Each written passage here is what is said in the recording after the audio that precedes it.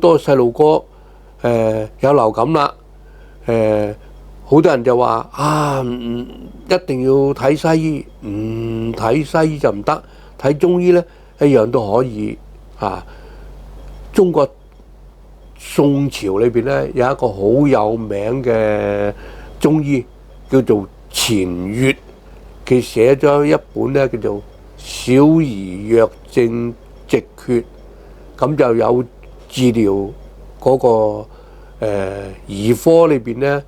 嘅好多方法嘅。咁亦呢本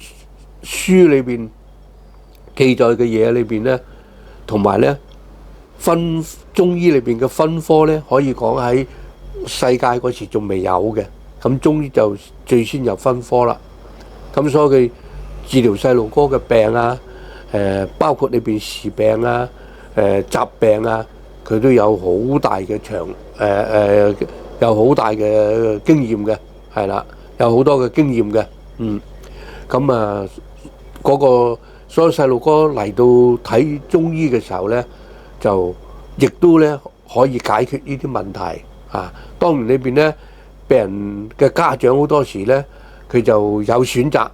有時呢，的確呢睇西醫呢係有一定嘅效果，但呢有時唔一定有效果喎。咁嗰啲可以轉睇中醫。不過呢，我哋中醫同西醫唔同，中醫係講辨證施治嘅，好似細路哥裏邊嘅身體強弱啊、寒熱啊，佢有採用唔同嘅方法咁有甚至呢，喺中醫喺病人裏邊呢，突然間發燒啊，變咩嘢啊？就好似我哋用一啲按壓穴位嘅辦法啦，佢都有一定嘅幫助嘅。好似我哋中醫裏邊經常治療細路嗰個感冒啊，幫佢按壓個風池啊，鼻塞啊，嗰個按壓個迎香啊，有時退燒啊，按壓個合谷啊，嗰啲都會有一定嘅好處嘅。咁當然西醫亦都有西醫嘅長處